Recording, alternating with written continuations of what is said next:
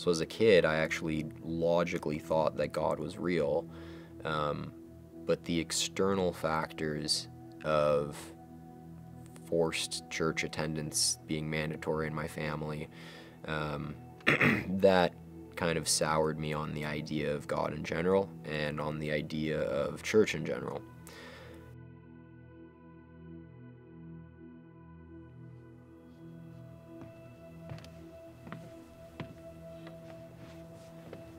Yeah, I'm Josh, and this is a bit about my story.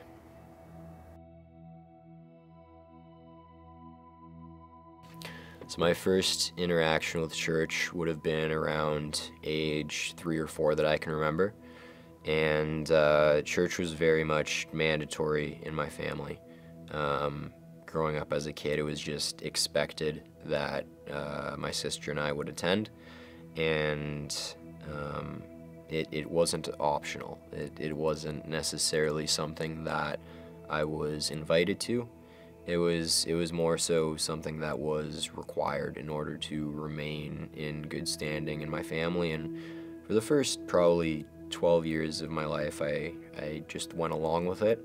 I remember even reading as a kid, probably around age 11 or 12, bits of Mere Christianity by C.S. Lewis, or at least the parts that a 12-year-old could understand at that point. And sitting there at that point in life and being like, it's logical that God exists, that it makes way more sense that someone created all of this rather than no one creating all of this, that we're not just aimlessly wandering around in life.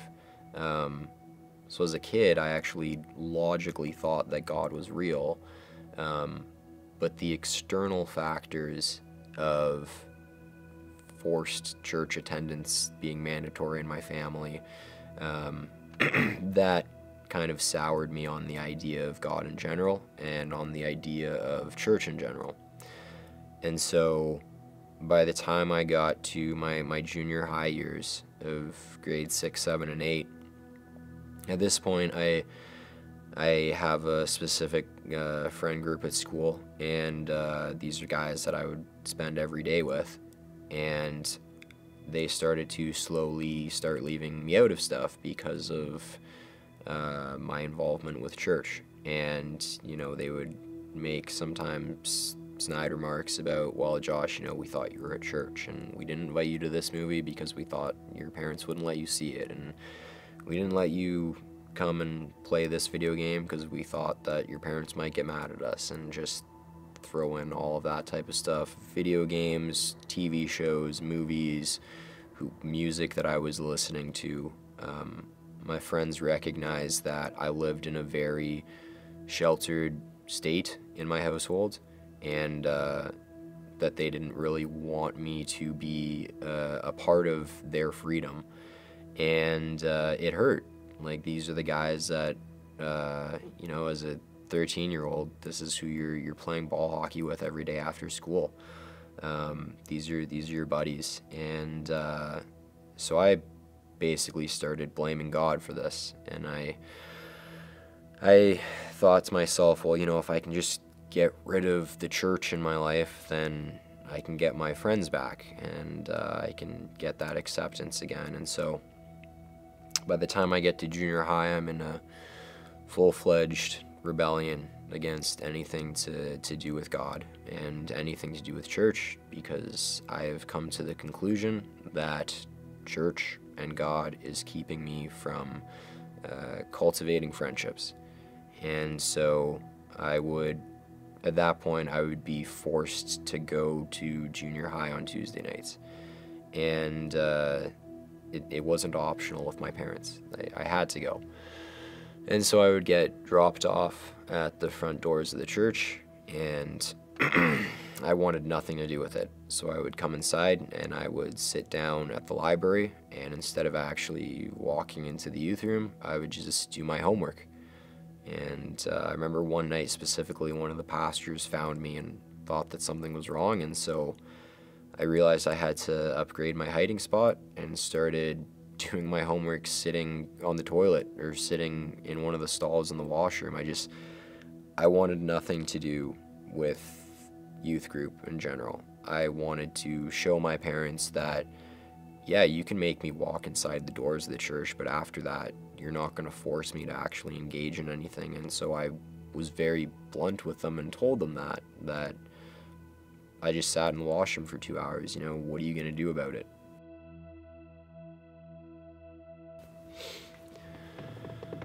So by the time I got to high school, my parents had stopped forcing me to go to church, stopped forcing me to participate in youth, and grade 9 Josh, 14 years old, thought that he had won, that he had won his freedom from this God and church and religion regime that I wasn't subject to anymore, and that I could finally gain the acceptance of my friends, because that was ultimately what was driving my motivation in life, and that was what was filling my void. And in grade 9 and 10 and 11, my buddies were they were kind of the cool kids. Like, they were the ones going to parties, they were the ones getting girlfriends, hooking up with girls, and at that point I had some pretty serious acne that I was really self-conscious about, and I was pretty ashamed of, because I would recognize moments where people would look at my acne, and instead of meeting my gaze, they would, look at my face first and then look me in the eyes, and I recognized what was happening there. And it ruined me as a kid. 14, 15, 16 years old, that's all I'm thinking about is, what do I look like? And that was filling my void then too. My identity wasn't coming from anything good. My identity was coming from what people thought of me. And so, on one hand, I'm trying to earn my friends' acceptance, but at the same time, I don't want to show my face in public. And so those 3 years, grade 9, 10, and 11, were pretty rough. Just a sense of helplessness, that I don't have control over any of this. And ultimately, placing my identity in vanity, placing my identity in very much worldly things.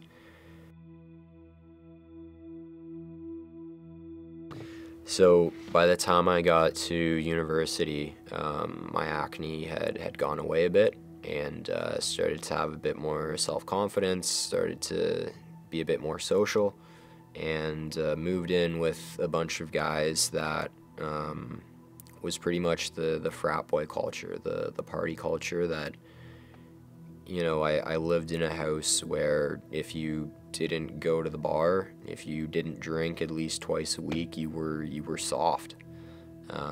There was this expectation of this lifestyle that you had to live up to, and I wanted that. I craved the acceptance, and so up until that point, I didn't drink, I didn't party, I didn't smoke or anything, and by the middle of university, I'm starting to do all of these things just to fit in. And specifically, I remember one night where I brought a girl home from the bar for the first time, and my roommates gave me a standing ovation, and it's such a terrible moment in a sense of it, but at the same time, that individual feeling right there was me feeling acceptance, me feeling validation that I am now one of them. I feel part of the crew, and I just continue to chase that.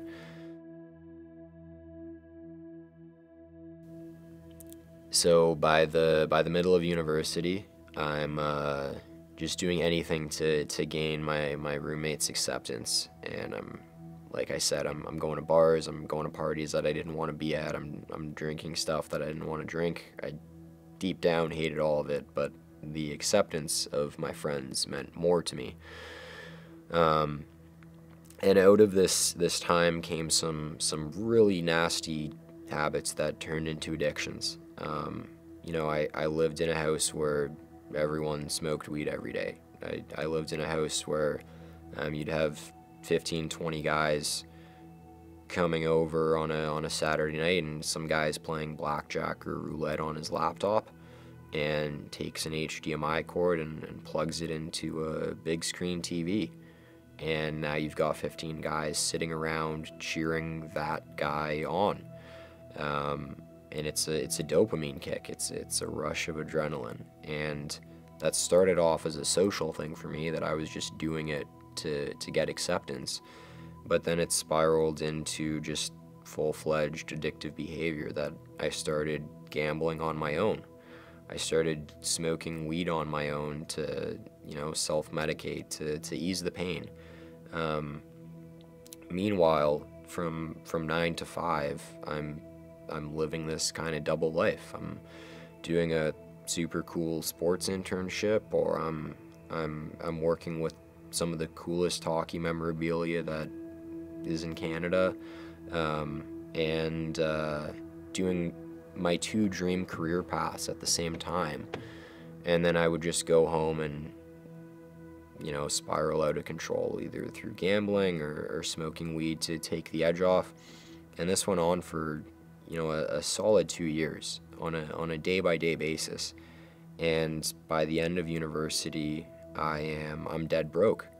I have lost all of my money, and at the same time, not only do I have this gambling thing, I'm smoking weed at the same time to combat the mental battle that's going on, to deal with the pain.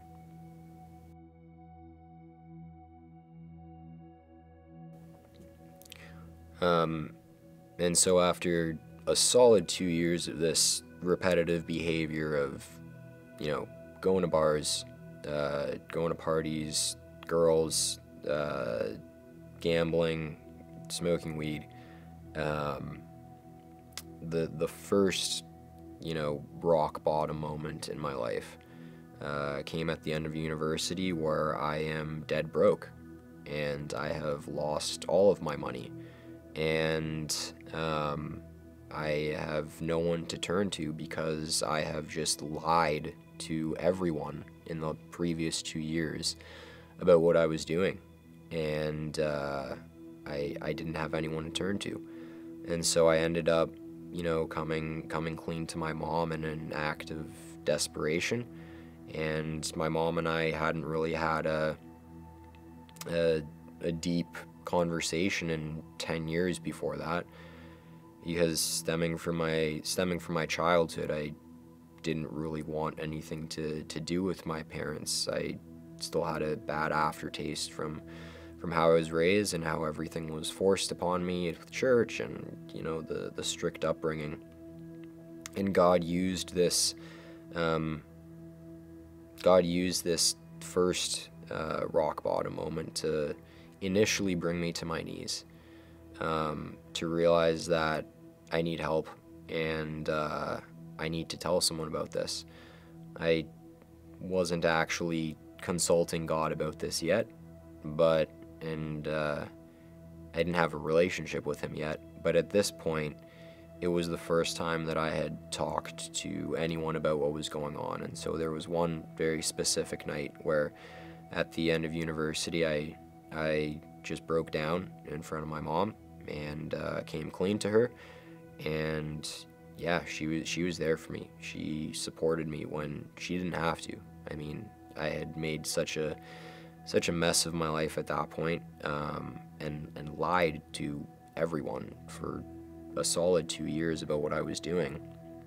I didn't deserve her grace that she gave me in the moment, and God used that to begin to, mend our relationship, to bring it to a point now where my relationship with her is the best it's ever been. That's something that only God could fix. Yeah, so after I came clean to my mom, I got some actual professional help, got some counseling, and the gambling stopped. And even after the gambling stopped, it was still just coasting through life for a good chunk of another year or so, with no ultimate drive or ambition or purposefulness or meaning. And it was just me clocking in 9 to 5, and that was about it. There wasn't any deep meaning in my life.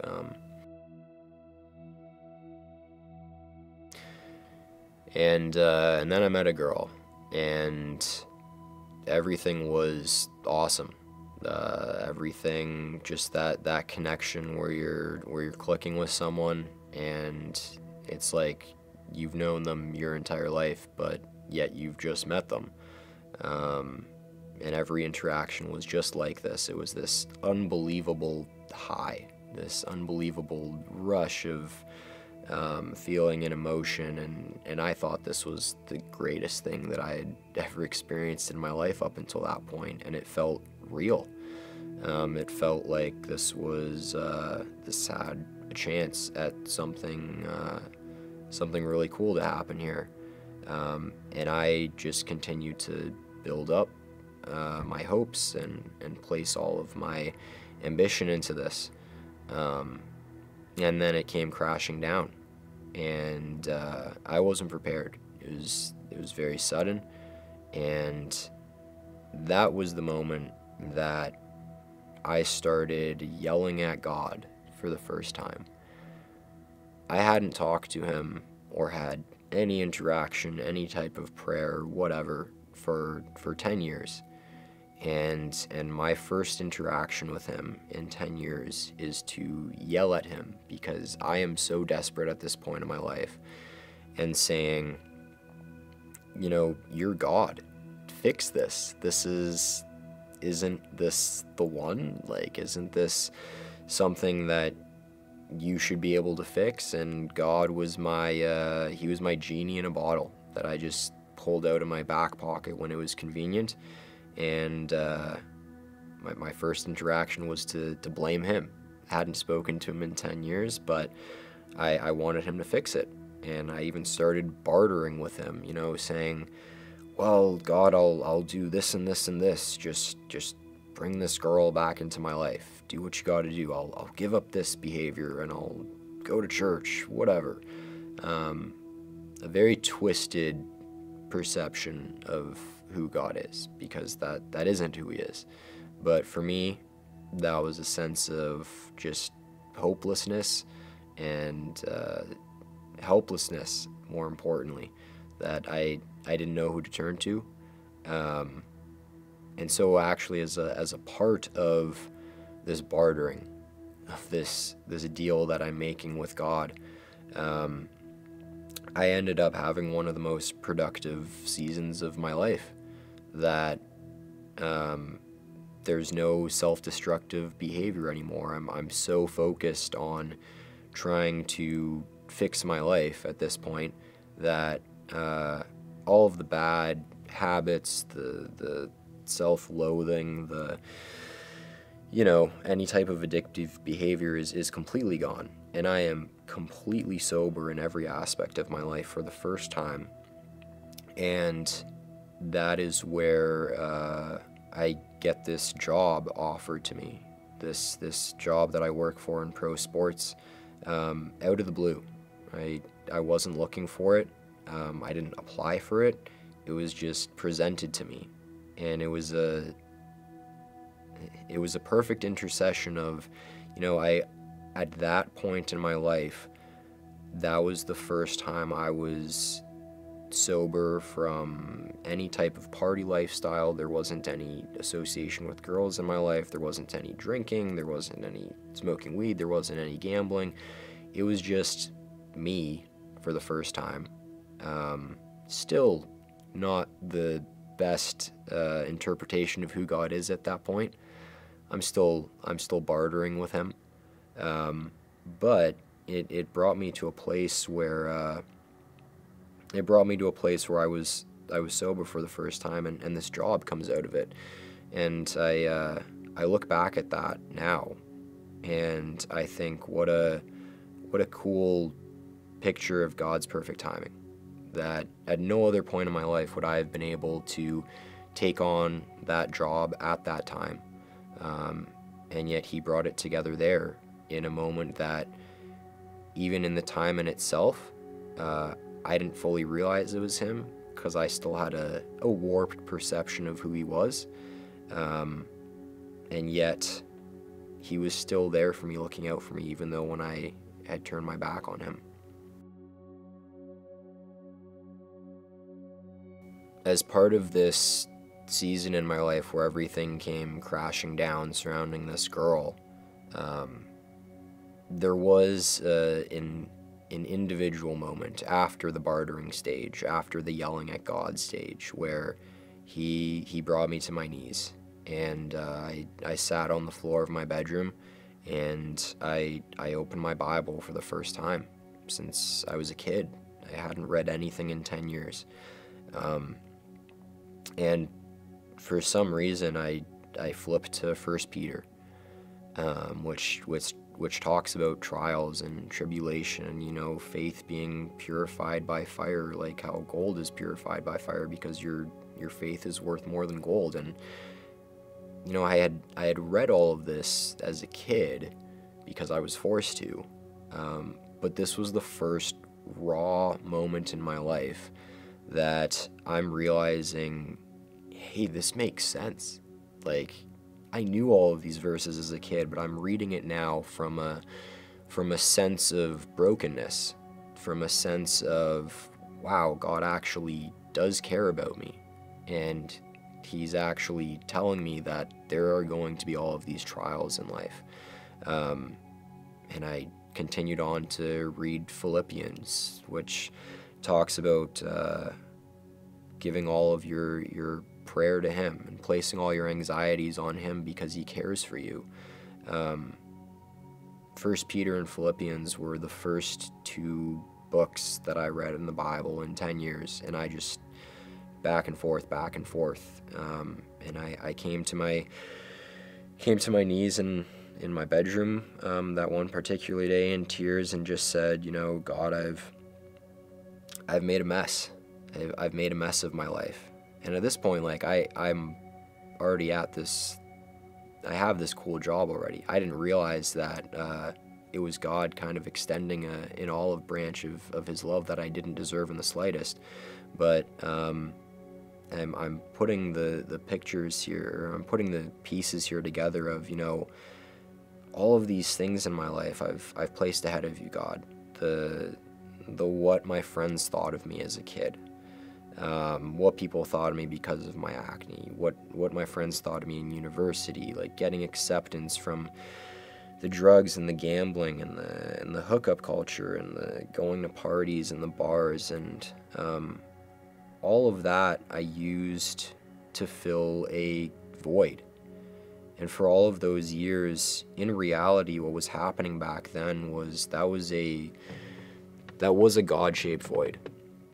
That was a God-shaped void that at the time I didn't realize was a God-shaped void, but boy, do I realize it now, that for 10 years of my life I completely turned my back on him, and I wanted nothing to do with him, and yet he was still there for me, and he was still protecting me from permanent consequences that in those specific 2 years of drugs and gambling, there were so many moments in that should have had permanent consequences, and he protected me from all of them. Even though I had turned my back on him, he was still looking out for me. And so, as I'm sitting in my bedroom and reading my Bible in tears and confessing all of this to him, that was the moment that I asked him to save me. That, God, I don't want to do this anymore. I don't want to put my trust and my hope and all of my ambition into these worldly things, because I recognize that I've placed all of these things ahead of you, and look where they've led me, just to an empty void that is never going to be filled, and that it's a void that I know only you can fill. And so I confessed to him, and I asked him to save me.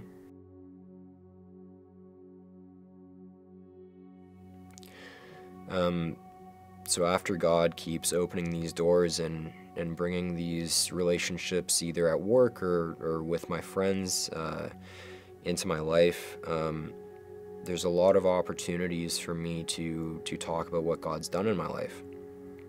And very early on, I remember one particular conversation with one of my friends that it was a pretty intense conversation that I had just told him that I had given my life back to God, and he wasn't very happy about it, and he started to pester me with questions about why I'm doing this. And one particular moment in that conversation was him saying to me, Josh, I openly reject the gospel. You know, I don't believe God is real. Are you telling me that I'm going to hell? And he was looking for me to say something that would condemn him, and I wasn't necessarily prepared in that moment. And so as a result of that conversation, I wanted to be better equipped, and I had this desire for, how do I talk about what God has done in my life? But more importantly, how do I talk about who God is from a logical point of view? That all those years ago, when I first tried to read Mere Christianity with C.S. Lewis as a 12-year-old, that desire came back, and God kind of tied that all together, that now I'm engaging in conversations about my faith, and I want to be better prepared to how to point to the logic behind God's existence. And I started watching Nabil Qureshi and Frank Turek and William Lane Craig and all of these guys that are able to so succinctly articulate who God is. And not only who God is, but that our God is a God of logic. He created logic. That there are these arguments for his existence, these very logical, straightforward 10-second answers that I wanted to be able to share, that I could say back to my friend in a further conversation. Yeah, you openly reject the gospel, but instead of me saying, when he asked me, is he going to hell, being able to say back, I think God loves you so much that he's not going to force you into heaven against your free will. And that's who our God is. For 10 years in my life, he didn't force me. He didn't force me to accept him. He let me go down my own path of idolatry and addiction and filling my void with all of these worldly things. And he let me discover the depths of my depravity. And that's the free will that he gives us. And he gives us that free will because he loves us so much. I used my free will for bad, for evil. But ultimately, God still gives us that free will because he loves us. And he was patient with me. He gave me all of this time to finally, come to a realization that, oh my goodness, what a mess I've made. I need God, and I can't go on in life any longer without him. And so out of this kind of apologetics season in my life, God really started opening up all of these really cool conversations at work, really cool conversations with my friends about the logic behind God's existence, whether it was going out for lunch with a buddy and just telling him what God did in my life, or going out for dinner with a coworker and talking for 3 hours about creation. Just these really cool moments that it's like God gives us the answers. There are logical answers for all of these questions that people who don't yet believe have.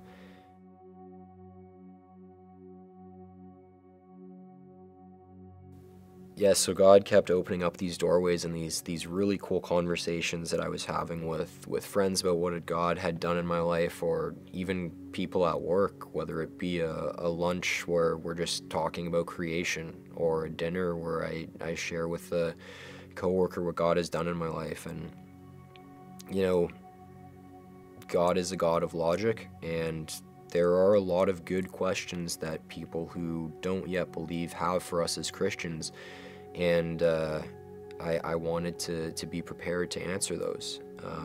And so one of my favorite verses in the Bible is 1 Peter 3:15, which says, "Always be prepared to give an answer to everyone who asks you, to give the reason for the hope that you have. But do this with gentleness and respect."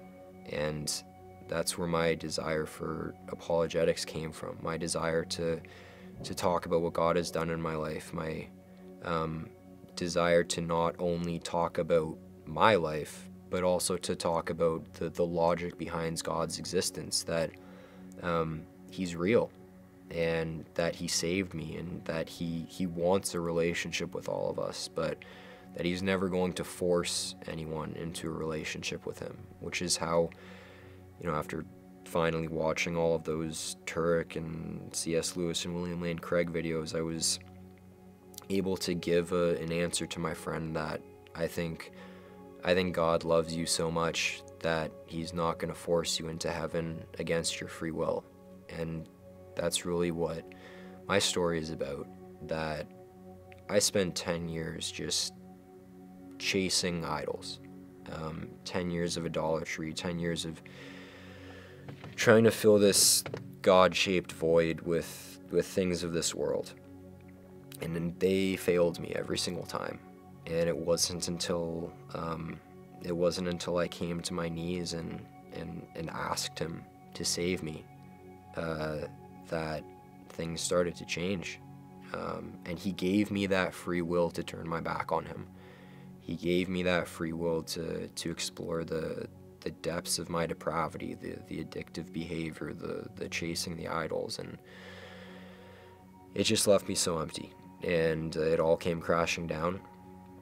And yet, it all crashing down was the greatest moment in my life, because it made me realize my need for him, that I couldn't go on like this any further. And so as these conversations with friends and people at work about my faith continued, I met someone at my workplace who is a really influential person in our league, who is also a believer. And over the last year or so, we have attempted to set some of the groundwork for a chaplaincy program in our sports league. And right now, we are the only pro sports league in North America that doesn't have a chaplaincy program.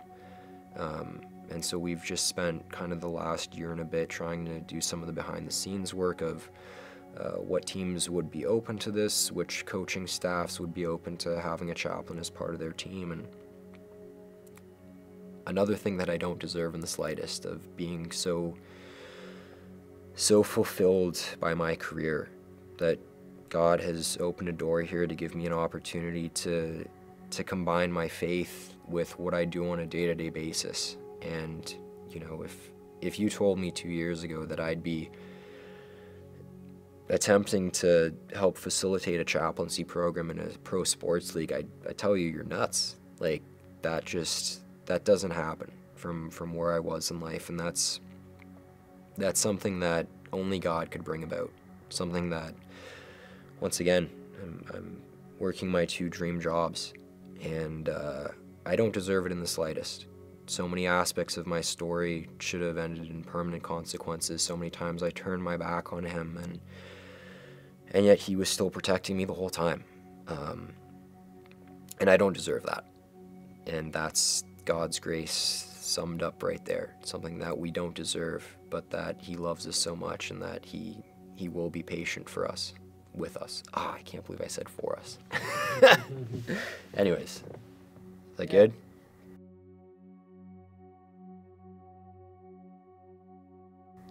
I look back at all of those moments in my life, in those years of addiction and those years of idolatry and those years of chasing worldly things in order to fill this God-shaped void that in the moment I didn't know was a God-shaped void, but the whole time it was. And he was so patient with me. He protected me from permanent consequences so many times that I can't comprehend. And he's been so gracious and just had mercy on me that I can't even begin to describe, that I don't deserve in the slightest. And yet I know that it's real. I know that he's forgiven me, and not only that, but he's taken my sin and my past and all of my addictions on him when he died on the cross.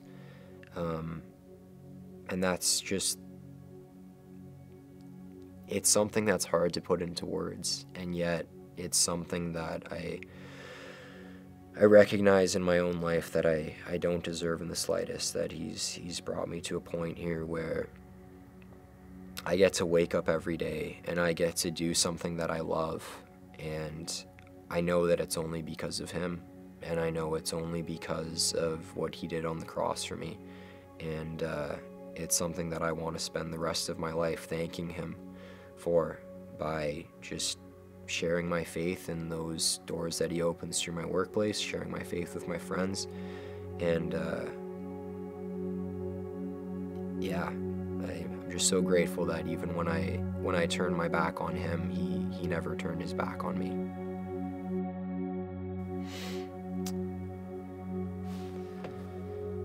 I'm Josh, and my story is God's story.